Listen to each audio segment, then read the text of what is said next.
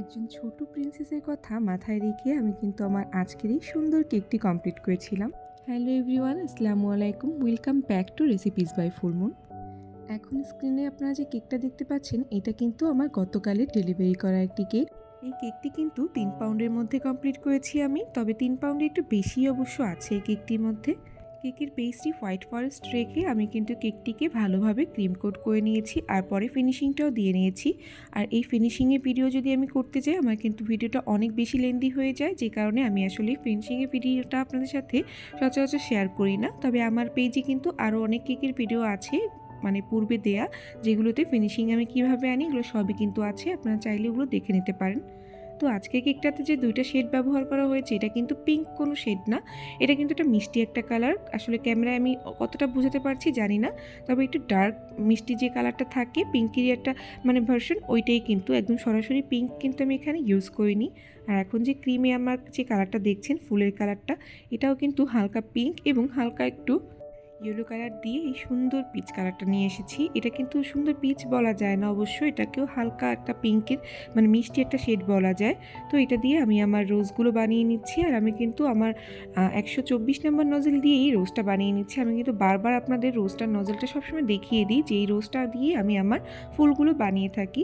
আপনারা তাও আমাদের কাছে কোয়েশ্চেন করে থাকেন যে আমি কোন রোজ নজল ব্যবহার করি। আপনারা একটু ভালোভাবে খেয়াল করে দেখে নেবেন আমি আসলে আমার কোন রোজ নজলটা ব্যবহার করে থাকি, কারণ এই রোজ নজলগুলোর নাম্বার কিন্তু ভুল দেয়া থাকে। আপনারা গিয়ে 1 নাম্বার কিনে আনবেন, পরবর্তীতে আপনারা কেকের ফুল বানাতে পারবেন না। ফুল বানানোর ক্ষেত্রে আপনাদের কাছে মনে হবে এটা আরেকটা রোজ নজল। তো সেক্ষেত্রে আমাদের ভিডিওগুলো থেকে আপনারা স্ক্রিনশট নিয়ে লাগলে সেটা দেখিয়ে আপনারা কিনে আনবেন, বা আপনারা দেখে বুঝে কিনে আনবেন। আর আজকের এই কেকটা ডেকোরেশনগুলো আপনারা দেখতেই পাচ্ছেন। আসলে আমি এই ডেকোরেশনটা নিয়ে অনেক বেশি কনফিউজড ছিলাম, বারবার আমি এক একটা জিনিস এক একটা জায়গা থেকে রিপ্লেস করতেছিলাম, যে এই জিনিসটা এখানে ভালো লাগছে না, আবার উঠিয়ে আমি অন্য জায়গায় কিন্তু প্লেস করে দিচ্ছি। তো আপনারা এরকম এই মানে কাজ আমার দেখতেই থাকবেন এই ভিডিওর মধ্যে, কারণ আমি একই কাজ বারবার করেছি, বারবার এক একটা জিনিস সেট করে বারবার সেটাকে আমি উঠিয়ে ফেলেছি, বারবার সেটাকে পরিবর্তন করে আরেক জায়গায় আমি বসিয়েছি। এইভাবেই আসলে আমার কিন্তু সম্পূর্ণ কেকের ডেকোরেশনটা আমি কমপ্লিট করেছিলাম, কারণ খুব বেশি সিম্পলও ওটা আসলে ভালো লাগতে ছিল। তবে আমার যে রেফারেন্স পিকচারটা ছিল সেটাতে আসলে খুব বেশি সিম্পল কিছু ছিল না।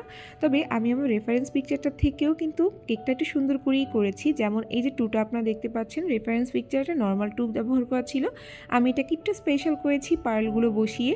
আর এই যে এখন নামটা দেখতে পাচ্ছেন, আমার কেকের নামটা কিন্তু আমি একটু স্পেশাল করে করেছি, আপনারা দেখতেই পাচ্ছেন প্রত্যেকটা অক্ষর কিন্তু আমি সুন্দর করে পার্ল দিয়ে ডিজাইন করে দিয়েছি। এটা করতে আসলে আমার অনেক বেশি সময় লেগেছে, তবে কেন জানি না আমার মনে হচ্ছিল এই জিনিসটা আমার কাছে খুব ভালো লাগবে বা কেকে দিলে খুব ভালো লাগবে, যে কারণে আমি এইভাবে আসলে নামটা বসিয়েছি। ওই কেকটার মধ্যে গোল্ডেন ডাস্ট করা ছিল, তবে আমার এই কেকের মধ্যে গোল্ডেন কোনো টাচ দেওয়ারই ইচ্ছা ছিল না, যে কারণে আমি এইভাবে করে এই নামটা লিখে দিয়েছি। আশা করছি আমার এই আইডিয়াটা আপনাদের কাছেও ভালো লেগেছে। এটা করতে আসলে কিন্তু অনেক বেশি ঝামেলা, যারা করবেন তারা একটু বুঝে শুনে নেবেন, কারণ আমারও অনেক বেশি ঝামেলা হয়েছে। এটা ছোট নাম ছিল বিধায় আমি অল্পতেই করে মানে সেরে ফেলেছি, তবে যদি এটা বড় নাম থাকতো আমার কিন্তু অনেক বেশি সময় লাগতো। আর কেকের বাদবাকি সব কিছুই কিন্তু নন এডিবল ব্যবহার করা হয়েছে। এই যে টপারগুলো আপনারা দেখতে পাচ্ছেন, বলগুলো আর পুতুল, এগুলো কিন্তু সবই নন এডিবল ছিল। আর এই নন এডিবল জিনিসগুলো দিয়ে কেক সাজালেও কিন্তু কেকগুলো অনেক বেশি সুন্দর হয়। এখন আমার ফেভারিট পার্ট কিন্তু আমি করে নিচ্ছি, এই যে স্প্রিঙ্কল বসানো। স্প্রিঙ্কল বসানো মানে কেকের কাজ আপনার কমপ্লিট হয়ে গিয়েছে, আর এই কাজটা করতে আমার কাছেও কিন্তু অনেক বেশি ভালো লাগে। আর কথা বলতে বলতে আমি কিন্তু আমার ভিডিওর একদমই শেষ পর্যায়ে চলে এসেছি।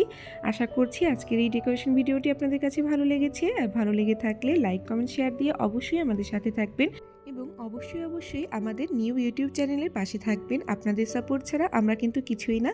আজকের মতন এখানেই বিদায় নিচ্ছি। আসসালামু আলাইকুম, আল্লাহ হাফেজ।